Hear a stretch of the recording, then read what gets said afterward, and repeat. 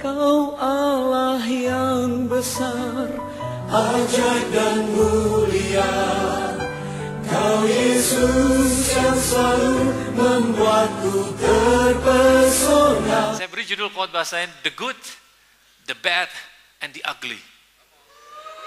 The Good, The Bad, and The Ugly. Kita bicara soal relationship bulan ini. Nah, setiap bulan selama beberapa tahun, setiap bulan Februari selama beberapa tahun belakangan kita bicara soal relationship. Karena relationship merupakan satu hal yang sangat penting dalam kehidupan ini.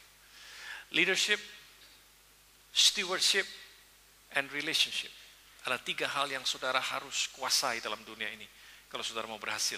Leadership, stewardship, dan relationship. Tiga hal ini penting untuk kita kuasai. Itu sebabnya kita belajar di JPCC mengenai ketiga hal itu. Mazmur 139 ayatnya yang ke-13 sampai 17. Sedikit menyambung apa yang kita bahas minggu lalu. Mazmur pasal yang ke-139 ayat 13 sampai ayat yang ke-17. Sebab engkaulah yang membentuk buah pinggangku, menenun aku dalam kandungan ibuku. Aku bersyukur kepadamu oleh karena kejadianku dahsyat dan ajaib. Ajaib apa yang kau buat dan jiwaku benar-benar menyadarinya. Tulang-tulangku tidak terlindung bagimu ketika aku dijadikan di tempat yang tersembunyi. Aku direkam di bagian-bagian bumi yang paling bawah. Matamu melihat selagi aku bakal anak. Dalam kitabmu semuanya tertulis hari-hari yang akan dibentuk, sebelum ada satu pun daripadanya. Dan bagiku betapa sulitnya pikiranmu ya Allah, betapa besar jumlahnya. Nah, minggu lalu kita membahas tentang Daud, bahwa Daud mendapatkan pewahyuan. Suatu hari dalam kehidupannya dia mendapatkan pewahyuan bahwa I'm destined to do this. Saya ditujukan untuk hidup seperti ini. I was born for this. Aku dilahirkan untuk melakukan ini. Bahkan kemudian dia mengerti dan dia tulis. Dan dia bilang bahwa sebenarnya Tuhan sudah melihat aku jauh selagi aku masih bakal anak. Dia sudah melihat hari-hari ini. Dan dia bilang aku direkam di bagian bumi yang paling bawah. Pakai bahasa yang sangat luar biasa. Ketika aku masih ada dalam kandungan ibuku, Tuhan menenun aku. Bahkan dikatakan, selagi aku masih belum anak, bakal anak, mata Tuhan sudah melihat ke dalam hidupku ini. Mata Tuhan sudah sampai ke sana sebelum aku bakal anak. Bahkan dalam kitabnya semuanya sudah dia tulis. Hari-hari yang akan dibentuk sebelum ada satu pun daripadanya. Daud tiba-tiba mendapatkan pewahyuan bahwa sebenarnya jauh sebelum aku dikandung oleh ibuku, Tuhan sudah menulis rencananya tentang diriku. Dan sehingga waktu aku direkam di bagian bumi yang paling bawah, nah saya pikir dia bicara sedang dibuat dalam kandungan ibunya, sedang ditenun di situ. Maka segala sesuatu yang dibutuhkan oleh Daud untuk menjawab tantangan pada generasinya sedang diletakkan di dalam dirinya. Sudah mengerti yang saya maksud? Semua talenta, semua bakat yang dia perlu, itu yang disebut dengan potensi. Semua yang dia perlu untuk hari-hari itu, Tuhan sedang rekam, Tuhan sedang tenun di dalam dia. Menjadi pelajaran buat kita, kalau kita gendong seorang bayi, kita seharusnya bertanya, siapa yang sedang kita gendong ini? Karena segala potensi yang ada di dalamnya sanggup untuk menjawab tantangan pada saat dia menjadi besar nanti. Jawab tantangan pada generasi. Bisa jadi yang kita gendong ini adalah calon milioner. Bisa jadi yang kita gendong ini adalah seorang pencipta yang sangat terkenal. Bisa jadi dia seorang calon menteri, atau bisa jadi dia seorang entertainer sejati, atau penulis lagu yang handal, dan lain sebagainya. Kita nggak pernah tahu. Karena segala sesuatu yang dibutuhkan, Tuhan sudah tenun di dalam kehidupan setiap orang. Itu sebabnya masa depan saudara terjebak di dalam saudara. Masa depan saudara terjebak di dalam saudara. Nah, itu semua disebut dengan potensi. Dan saya sudah sering berkhotbah mengenai potensi. Dan untuk mengeluarkan potensi saudara, dibutuhkan relationship. Untuk mengeluarkan apa yang ada di dalam saudara, Semua yang dibutuhkan untuk masa depan saudara ada di dalam diri saudara sendiri.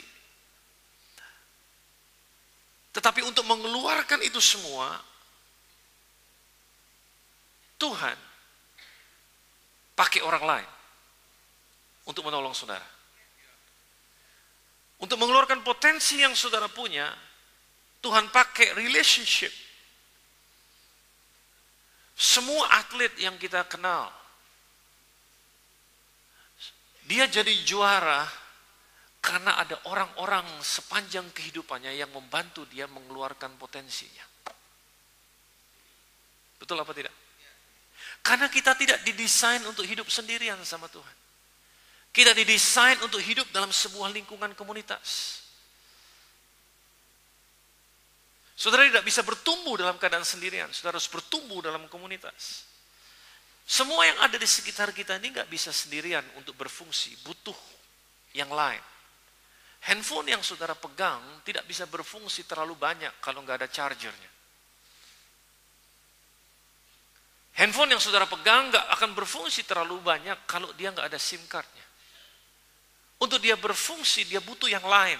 Untuk dia bisa menjalankan tujuannya, dia butuh yang lain. Monitor ini nggak bisa jalan dengan baik, tidak bisa berfungsi menjalankan tujuan hidupnya kalau tidak ada kabel, kalau nggak ada mikrofon. Segala sesuatu yang ada di sekitar kita perlu elemen yang lain untuk dia bisa menjalankan fungsinya. Demikian juga dengan kehidupan kita. Kita tidak didesain untuk tinggal sendirian. Kita didesain untuk have relationship. Itu sebabnya kenapa dalam komunitas gereja date atau cell group, kita panggilnya date di tempat ini, yang sekarang kita adakan campaign tentang date, merupakan satu cara yang baik untuk mengeluarkan potensi saudara, untuk membuat saudara bisa bertumbuh. Bukan cuma sekedar bertumbuh secara rohani, tapi juga bertumbuh secara cara berpikir, dan juga bertumbuh secara jasmani. Di mana Anda sekarang, itu adalah akibat dari hubungan yang pernah Anda lakukan atau yang sedang Anda bina. Di mana Anda sekarang itu akibat dari hubungan yang pernah Anda lakukan atau yang pernah Anda bina. Nah, kalau saudara mau tahu di mana saudara di masa yang akan datang, tergantung dari hubungan yang saudara bina hari ini dan yang akan datang. Sangat mudah sekali. Relationship adalah hal yang paling inti untuk Anda membangun kehidupan Anda. Relationship adalah hal yang paling inti untuk Anda membangun pelayanan.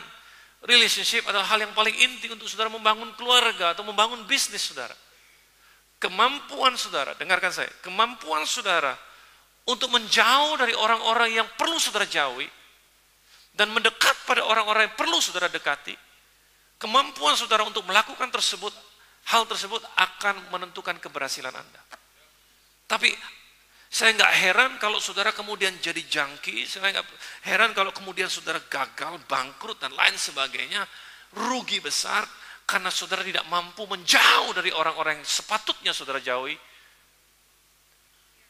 dan saudara menghindar dari orang-orang yang seharusnya saudara dekati. Maka hidup saudara terbalik, dan hidup saudara gagal. Saudara hanya buang-buang waktu di dunia ini, dan gak jadi apa-apa.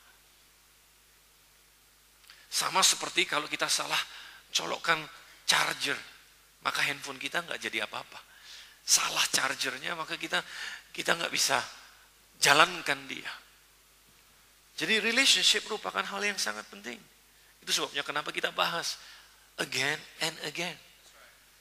Dalam Amsal pasal yang ke-27 ayat yang ke-17, ayat yang sangat sederhana, sering disebut, tapi saya mau saudara hafal karena mudah sekali untuk menghafalnya. 27:17. Amsal 27:17, besi menajamkan besi, manusia menajamkan sesamanya. Nah, coba kita perhatikan sebentar, waktu kita baca ayat ini akan sangat berbeda kalau kita mulai bayangkan atau kita mulai ambil ini sebagai sebuah ilustrasi. Bayangkan besi ketemu dengan besi, kalau digesek terus apa yang kira-kira terjadi pada besi itu? Apa yang timbul? Kalau digesek terus besi menajamkan besi, kira-kira apa yang terjadi? Maka terjadi panas, terjadi friksi. Bahkan mungkin juga terjadi percikan api dari situ. Tetapi akibatnya saudara harus lihat bahwa besi tersebut jadi lebih tajam daripada sebelum dia digesek. Nah kalau dia nggak digesek, nggak akan terjadi panas, nggak akan terjadi friksi, nggak akan terjadi percikan api. Tetapi dia nggak tajam, dia tetap tumpul. Nah kita perlu orang lain untuk menajamkan kita, untuk membuat kita jadi lebih baik dari sebelumnya. Bahkan, dengar saya baik-baik, saya nggak salah ngomong waktu saya ngomong ini, saya udah tahu, saya nggak bakalan salah ngomong. Kita butuh orang-orang yang kita tidak suka untuk menajamkan kita. Kita butuh orang-orang yang tidak kita suka untuk menajamkan kita. Orang-orang yang bikin kita kesel. Orang-orang yang menguji kesabaran kita. Orang-orang yang mendorong kita sampai pada limit. Orang-orang yang bahkan menarik kita keluar dari batas kenyamanan kita. Orang-orang yang ngeselin. They are there for a reason. Mereka ada di situ untuk satu tujuan yang pasti. Selama saya mengembalakan, saya ketemu banyak orang kayak gini dan bakal ketemu terus. Let's face it. Mendingan kita tahu realita sehingga kita bisa mengatur ekspektasi. Selama saya mengembalakan, saya lihat ada orang datang kemudian pergi. Datang marah-marah, komplain sana, komplain sini, dan lain sebagainya, kemudian dia pergi. Dan gak pernah datang lagi. Tapi gara-gara komplain dia, kita jadi benar. Ada orang datang kemudian pergi, kemudian datang lagi. Karena bilang, oh ternyata Tuhan suruh saya kesini lagi. Kemudian pergi lagi. Dan gak pernah datang kembali. Ada yang datang untuk sesaat, kemudian pergi, kemudian datang lagi, kemudian pergi lagi, kemudian datang lagi, kemudian pergi lagi. Biasanya itu lagi nyari pasangan. Gak dapet-dapet. Ada yang datang, kemudian bawa temannya. Temannya diam, stay, senang jadi partner kita, dianya pergi. Ada yang begitu. Beberapa contoh, mungkin kalau saya suruh angkat tangan, saudara adalah salah satu contohnya. Beberapa ketua date, waktu saya wawancara, saya calon ketua dates, waktu saya wawancara, saya tanya sama mereka, bagaimana kamu bisa bertemu dengan JPCC? Saya dibawa sama teman saya. Sekarang di mana teman kamu itu? Gak tahu kemana. Udah gak di JPCC lagi? Udah enggak. Saya gak tahu dia bahkan ke gereja mana. Wow, berarti dia ada cuma untuk memperkenalkan saudara kepada JPCC. Ada orang-orang yang datang punya agenda sendiri.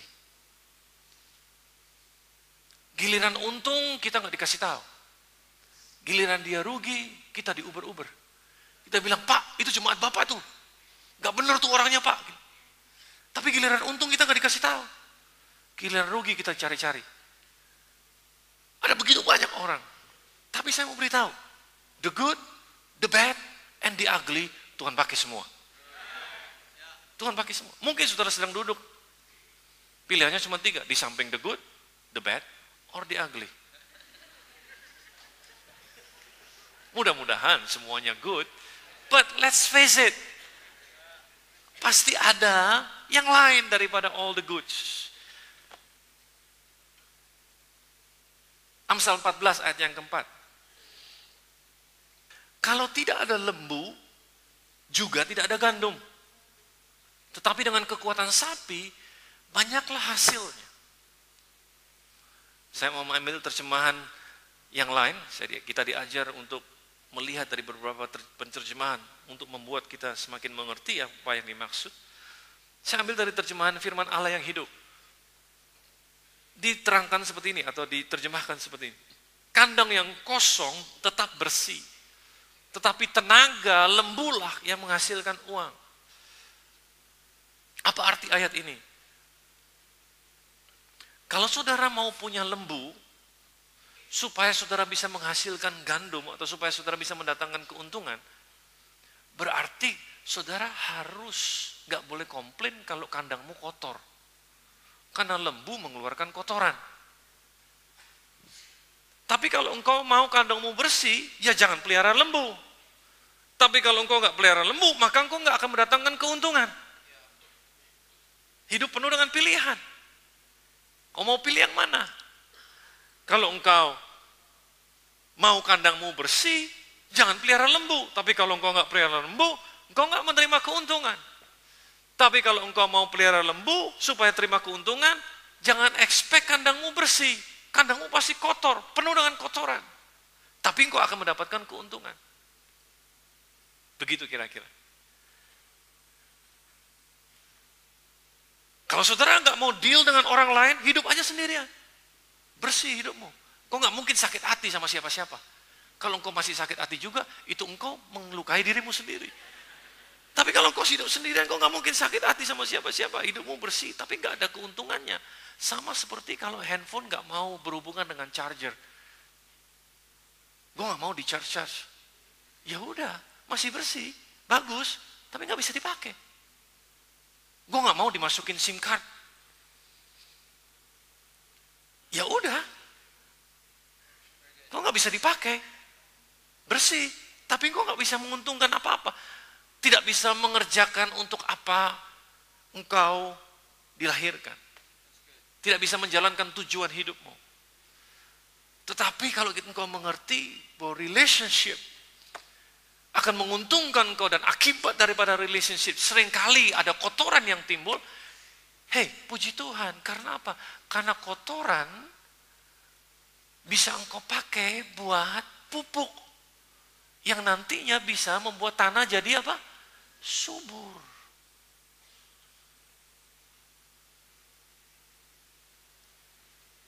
Biasanya apa yang terjadi kalau kita dilempar kotoran sama orang? Kita ambil kotoran tersebut, lempar balik seorangnya. Jadi kita jadi lempar-lemparan kotoran. Tapi marilah kita belajar pada saat kita dilempar kotoran sama orang, kita ambil kotoran itu, kita pakai buat jadikan pupuk. Jadikan tanah kita jadi lebih subur. Supaya apapun yang kita tanam bisa jadi bertumbuh. Suatu hari kita berterima kasih sama orang yang buat kotoran sama kita. Terima kasih kalau kamu buang kotoran pada saat itu. Kotoran itu akan mendatangkan keuntungan buat saya. Halo. Nah, untuk menghindari friksi, seringkali orang berpikir, ngapain kumpul-kumpul sama orang gereja? Kumpul-kumpul aja, mereka sama aja kok sama teman-teman saya di dunia. Ini yang banyak orang tersebut lupa. Pertama, mereka lupa bahwa gereja bukan tempat berkumpulnya orang-orang sempurna. Gereja adalah tempat berkumpulnya orang-orang berdosa yang dibenarkan oleh kasih karunia Tuhan. Itu isinya gereja. Kalau hari ini saudara pikir, saudara datang ke gereja mau ketemu orang-orang sempurna, saya mau beritahu, bahkan yang bicara di depan sini jauh dari sempurna. Karena kesempurnaan bukan panggilan kehidupan, kedewasaan merupakan panggilan kehidupan. Kita sedang mengerjakan keselamatan kita. Kita nggak sempurna. Kalaupun saudara ketemu dengan gereja yang sempurna dan saudara bilang, ini gereja sempurna banget, saya mau bergabung di situ. Pada saat saudara bergabung jadi member, gereja tersebut jadi nggak sempurna gara-gara saudara.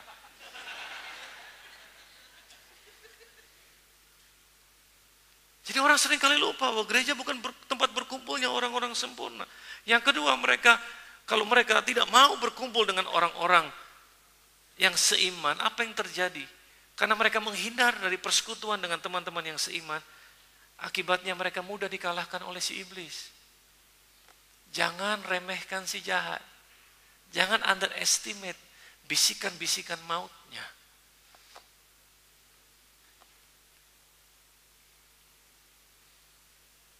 Ibrani pasal yang ke-10 ayat yang ke-25 ditulis seperti ini. Janganlah kita menjauhkan diri dari pertemuan-pertemuan ibadah kita seperti yang dibiasakan oleh beberapa orang. Beberapa orang membiasakan. Ngapain? Kumpul-kumpul. Saya bisa beli DVD kok, saya bisa tumbuh sendiri, saya bisa ngelihat melalui internet kok, online saya bisa bertumbuh sendiri. Tapi saudara, saya mau beritahu, marilah kita saling menasehati, kata firman Tuhan. Dan semakin giat melakukannya menjelang hari Tuhan yang mendekat. Saya cuma datang aja ke JPCC, saya nggak ikut-ikutan yang lain kok. Akibatnya yang ketiga, akibatnya adalah saudara kehilangan kesempatan untuk berbagi. Sedangkan kehidupan ini based on giving. Kalau saudara mau maju. Apa yang saudara beri, saudara akan diberi kembali. Oh, tapi saya bisa sharing kok sama orang-orang dunia yang ada di sekitar saya. Seringkali kita lupa, saudara. Seringkali saudara lupa bahwa kita ini punya bahasa tersendiri yang kadang-kadang sulit dimengerti oleh orang di sekitar kita yang tidak kenal siapa kita. Bahasa-bahasa seperti ini. Waduh, gila, keren banget urapannya tadi. Coba saudara ngomong itu di kantor kalau nggak orang bingung. What? Urapan? Kamu ngomongin apa sih? Gitu. Wah, tadi pagi waktu gue habis berdoa, Tuhan bicara sama gue jelas banget. Coba saudara ngobrol itu sama orang di kantor kalau nggak, what? Tuhan bicara. Apa yang lu maksud? Emang teman lu Tuhan? Kalau saudara bicara soal seperti itu, orang sulit mengerti. Tapi kalau saudara bicara di kumpulan orang-orang percaya, mereka nangkep apa yang saudara maksud. Saudara dengan mudah bisa share kepada mereka. Halo?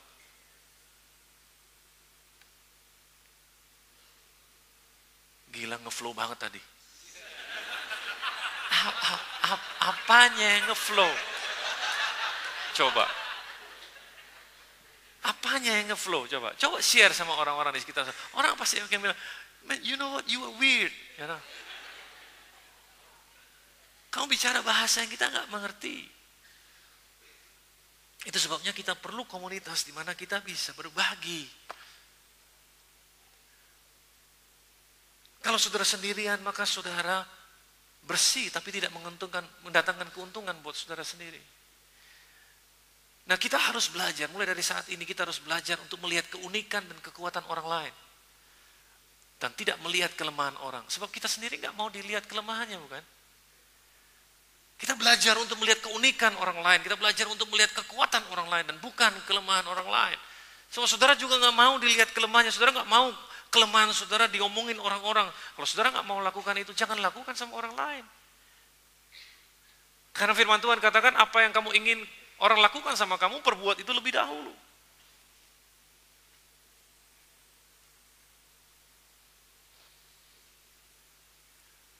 Jadi kalau saudara sendirian, saudara mudah dikalahkan. Kalau saudara sendirian, yang rugi saudara.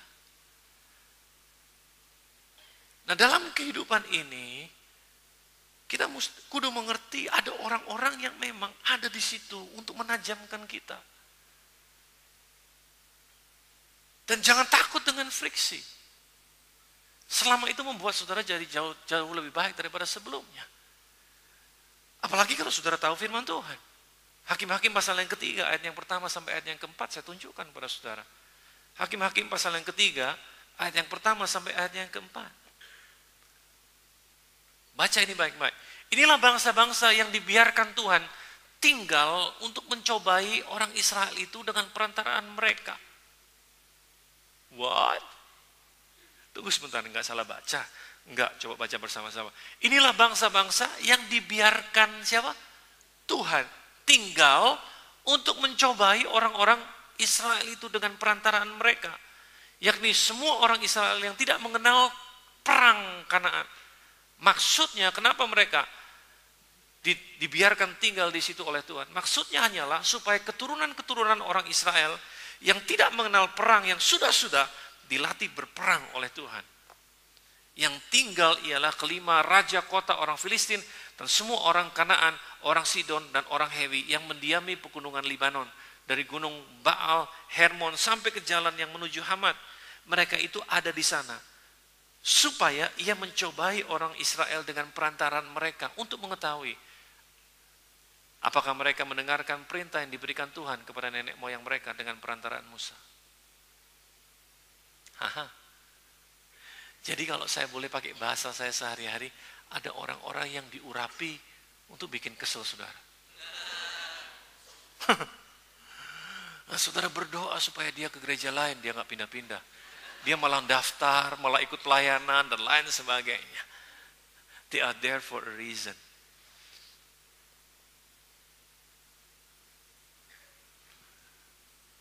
Sedemikian rupa mungkin orang itu ngeselin, aduh kesel banget saudara, aduh kesel. Setiap kali komplain, setiap kali ibu ini datang komplain, nggak boleh sebut ibu ya.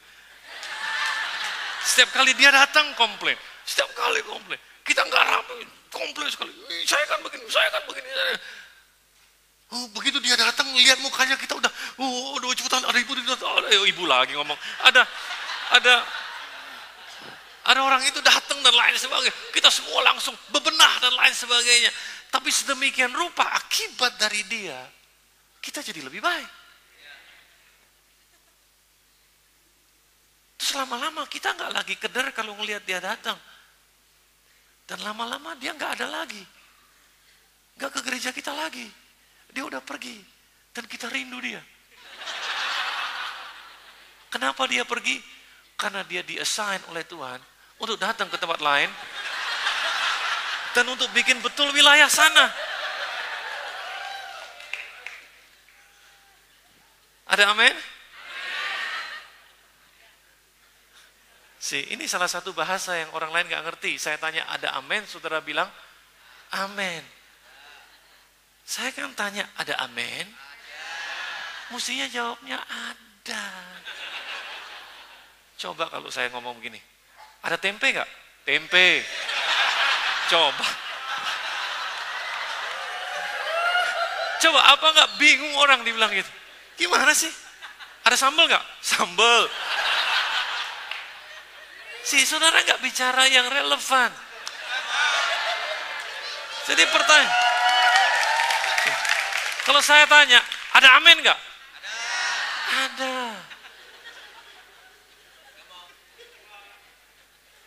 Kalau kita nggak pernah kasih perbandingan, orang nggak akan ngerti. Terus aja begitu.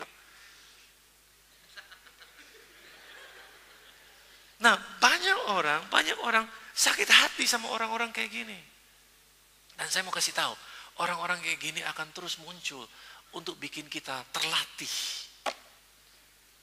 Orang-orang kayak gini kadang-kadang memaksa kita untuk berpikir ulang dan kadang-kadang memaksa kita untuk berdoa. Memaksa kita untuk belajar mengampuni. Dan seharusnya kita bersyukur kalau dia datang. Tapi seringkali kita bersyukur terlambat. Setelah dia nggak ada kita cari-cari, iya ya. Kok gak ada lagi dia ya? Kita rindu. Jangan-jangan setelah sekian lama dia datang lagi. Bawa isu yang lain lagi. Kenapa kita sampai sakit hati? Karena kita gak bisa menjaga hati kita. Nah, saya pernah bahas ini beberapa tahun yang lalu. Tapi saya mau ulangi sekali lagi supaya saudara mengerti. Karena ada banyak orang yang saya tahu sudah mendengar tapi belum mengerjakannya. Buat saudara yang belum pernah dengar, berbahagialah saudara. Saya tadinya berharap waktu saya muda ada yang ngajar saya seperti ini. Tapi gak apa-apa lah, sekarang saya menjalaninya dan saya mau saudara mengerti. Ada prinsip dalam membina hubungan supaya saudara gak mudah untuk sakit hati, gak mudah kecewa, gak mudah patah hati dan lain sebagainya. Betul. Kalau enggak, saudara, saya selama menggembalakan jemaat, saya sakit hati sama enggak tahu berapa kali. Kalau saya enggak punya prinsip ini. Tapi ini yang terjadi. Yang pertama, semua perkenalan dimulai dari, semua hubungan dimulai dari perkenalan. Ini prinsip yang pertama. Perkenalan. Kita dikenalkan atau kita melalui orang tersebut diperkenalkan kepada kita. Yang kedua adalah kontak. Baru kita kontak orang tersebut. Tidak semua yang dikenalin kepada kita perlu kita kontak. Betul apa tidak? Ya. Kalau pas saudara perlu, saudara kontak, saudara ingin tahu lebih lanjut, saudara kontak. Tapi enggak, berhenti sampai di level pertama. Berhenti sampai di perkenalan saja. Enggak usah mendekat. Udah sampai kenal. Oh, kenal dia, kenal. Tapi ya kenal gitu-gitu doang. Udah pernah dikenalin sih dulu. Tapi ya enggak pernah ketemu lagi. Atau ya cuma gitu-gitu aja, cuma hai gitu aja, kalau ketemu hai gitu aja. Tapi kemudian level yang kedua adalah kontak orang-orang yang saudara biarkan mendekat lebih dalam hidup saudara. Tapi berhenti sampai di situ. Kontak, iya pernah sih kontak-kontak beberapa kali, pernah sih ngerjain event sama-sama, oh pernah sih ketemu di party, atau pernah sih ketemu, ya tahu gitu-gitu aja, tapi berhenti sampai di situ.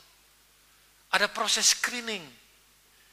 Dan kemudian kalau kemudian saudara merasa bahwa saudara bisa bawa dia lebih dekat, baru saudara jadikan dia teman.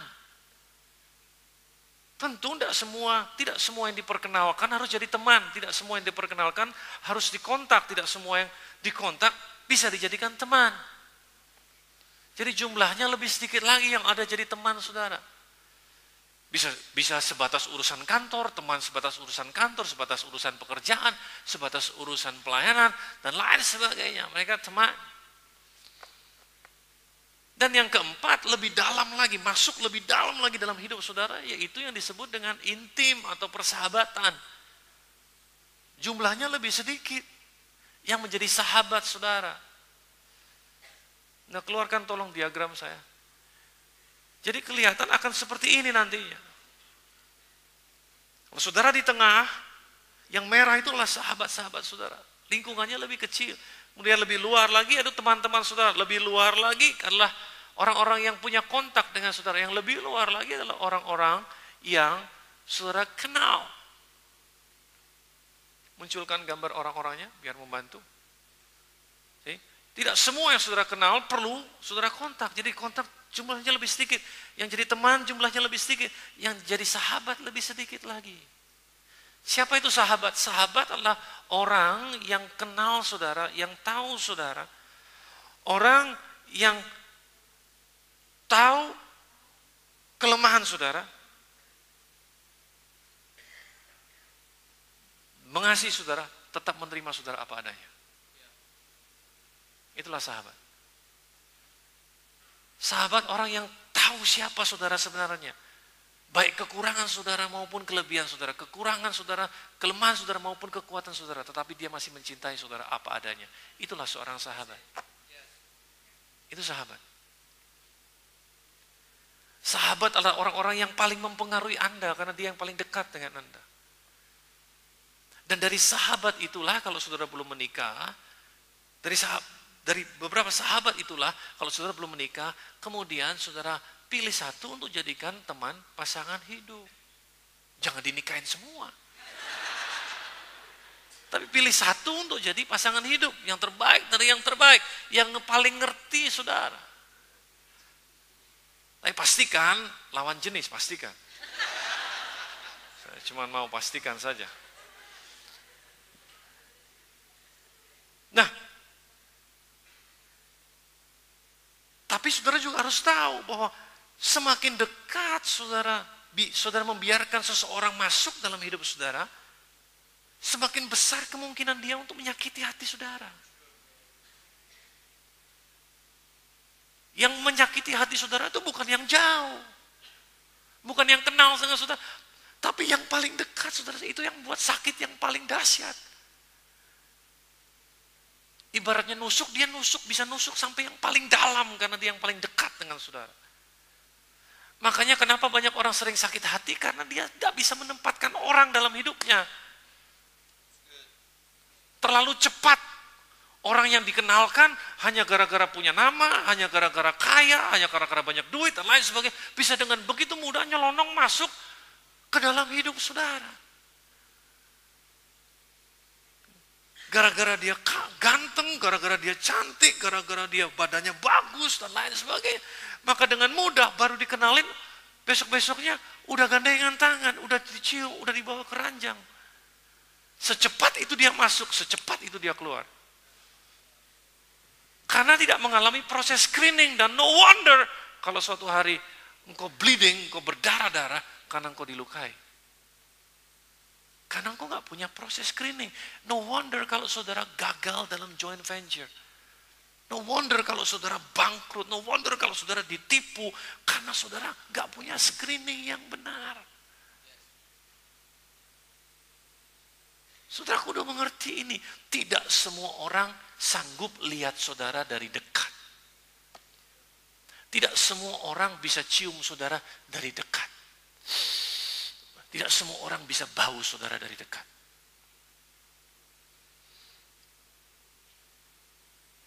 Saya kasih contoh. Yohanes pasal yang ke-16 ayat yang ke-12 sampai 13a. Yohanes pasal yang ke-16 ayat 12 sampai 13a. Yesus berkata seperti ini. And this is very important. Dikatakan, masih banyak hal yang harus kukatakan kepadamu. Tetapi sekarang kamu belum dapat menanggungnya.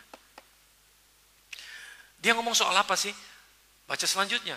Tetapi apabila ia datang, yaitu roh kebenaran, ia akan memimpin kamu ke dalam seluruh apa? Kebenaran. Jadi waktu saya baca ini, saya berpikir, kenapa sih kebenaran ditahan-tahan? Kenapa sih nggak mau dilempar semua, dikasih lihat semua? Kenapa kebenaran kudu ditahan-tahan? Karena sekarang saya mengerti, tidak semua orang bisa handle kebenaran.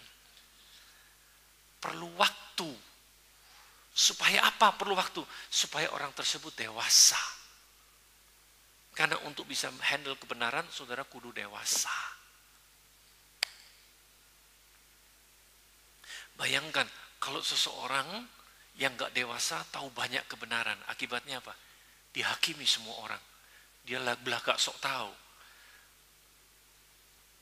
Dia tegur semua orang, kamu salah, kamu salah, kamu salah, kamu salah, kamu salah, kamu salah. Karena dia gak punya kedewasaan. Bayangkan kalau orang yang gak dewasa, terus bisa lihat saudara dari dekat, maka jangan heran kalau kemudian saudara digosipin suatu hari. Jangan heran kalau kemudian orang tersebut salah ngomong tentang saudara. Karena saudara izinkan dia masuk mendekat tanpa proses screening, seharusnya dia nggak perlu dekat karena dia masih belum bisa handle the real you. Saudara masih belum bisa lihat, mereka masih belum bisa lihat siapa saudara sebenarnya. Itu sebabnya Yesus bilang, masih banyak yang harus kukatakan, tapi kamu belum bisa menanggungnya sekarang. Perlu waktu, perlu kedewasaan untuk bisa handle saudara dari dekat. Gak semua orang bisa handle saudara dari dekat. Saya mau beritahu, tidak semua orang bisa handle saya dari dekat. Saudara, kalau saudara belum dewasa, terus saudara ada di samping saya, terus saudara lihat saya bereaksi yang tidak rohani menurut saudara, maka dengan segera saudara bilang, gue kecewa. Dia khotbah doang. Apanya tuh? Wah, gini. See? Dan kemudian dengan segera akan sebarkan berita yang enggak. Karena saudara nggak bisa handle. Dekat. Sahabat adalah orang yang bisa handle. Yang bisa lihat saudara belum make upan, rambut saudara belum naik, saudara belum mandi dan lain sebagainya. Tapi dengan santai, dengan tenang bisa berhadapan dengan saudara. Dan nggak keluar ngomongin, gila. Gue ke rumahnya si ini, jam 2 siang belum mandi, men. Gila, baru bangun jam 12, lu bisa bayangin. Wah, gue ke rumahnya, wih, lu tahu gak, dia punya ini, dia punya itu, dia punya ini, dia punya itu, dia punya ini, dia punya itu. Wow, dia korupsi dari mana ya? Dan lain sebagainya. Karena apa? Karena kita biarkan orang mendekat tanpa punya kedewasaan tertentu.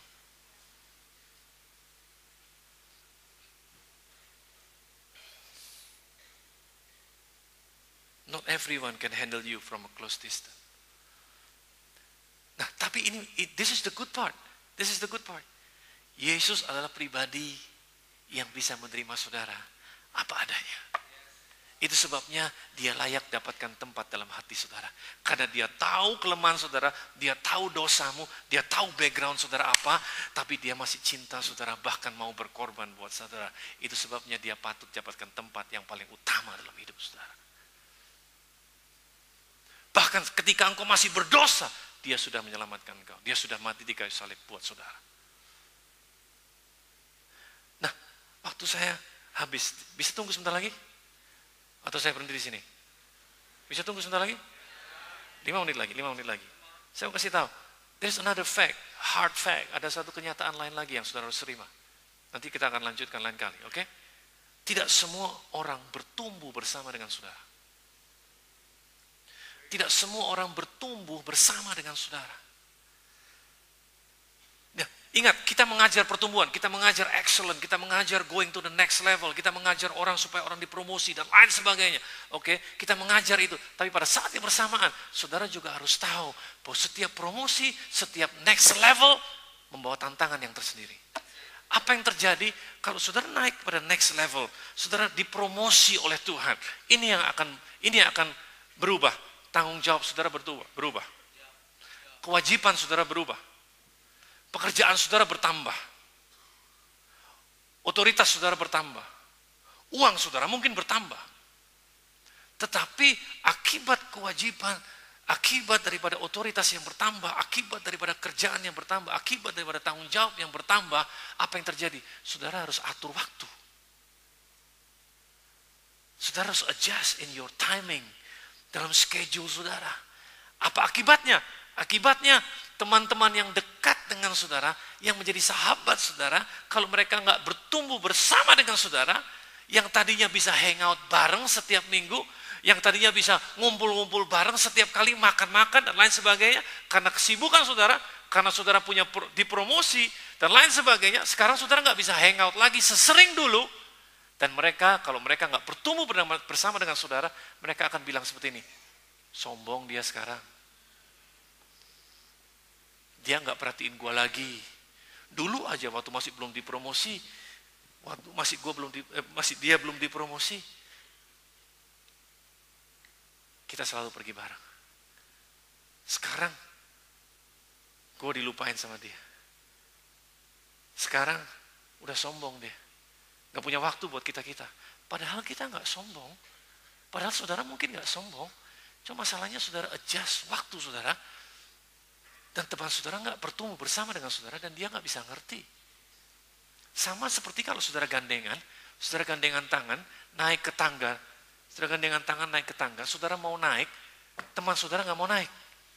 Apa yang terjadi? Apa yang terjadi? Tunggu-tungguan kan? Ayo naik, dia nggak mau naik. Saudara mau terus, tapi saudara nggak bisa terus karena dia nggak mau naik. Lama-lama capek hubungan yang seperti ini. Lama-lama pilihannya dua. Saudara mau mundur, stay sama dia at the same level, atau saudara bilang, men, terpaksa gue harus tinggalin lo untuk naik kepada level yang berikutnya. Karena saudara nggak mungkin bisa senangkan semua orang. Ada tantangan tersendiri if you going to the next level. Itu sebabnya penting, terutama buat yang belum menikah, cari pasangan yang mau tumbuh bersama. So kalau hanya saudara yang bertumbuh, pasangan saudara enggak, maka tensionnya makin lama makin tinggi. And you someday cannot handle that anymore. Yang saya ajar kepada saudara ini sangat penting. Tapi apa yang terjadi? Kalau saudara berani lepaskan dia dan naik to the next level, in the next level, saudara akan dikenalkan dengan grup orang yang lain lagi. In the next level, saudara akan ketemu, bisa kontak dengan orang-orang yang lain lagi. In the next level, saudara bisa punya teman dari orang-orang yang lain lagi. Dan saudara punya sahabat yang lain lagi. Itu sebabnya ada sahabat yang bertahan cuma 1 musim, ada sahabat yang bertahan 2 musim, ada sahabat yang bertahan di semua musim. Karena dia bertumbuh bersama dengan saudara bersama-sama. Waktu saya habis. Dari tadi sebetulnya. Tapi ini benar-benar habis.